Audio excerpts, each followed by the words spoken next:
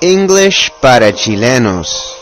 Es la forma más efectiva de aprender el inglés en Chile para un ciudadano chileno. And it is the go-to guide for foreigners wanting to get totally familiarized with Chilean culture.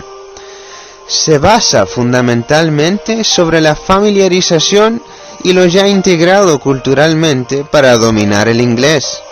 Existe un problema. Estudiamos, nos esforzamos y el inglés que hablamos no es muy bueno. Es necesario que un chileno, experto en inglés, le enseñe a otros chilenos. De esta forma, fluyen las cosas mejor y por ende queda más adentro de la mente de una forma más cómoda, sin la necesidad de esa repetición mecánica. Es más fácil para un chileno o chilena aprender e integrar el inglés en base a los ingredientes dentro de una empanada y la experiencia de vida cotidiana en Chile.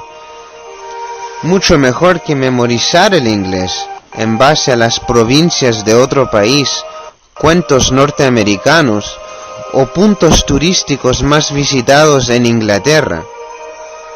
Este es English para chilenos, la mejor forma de efectivamente aprender un inglés para comunicarse de forma comprensiva, hecho para chilenos. The go-to guide for foreigners wanting to get totally familiarized with Chilean culture.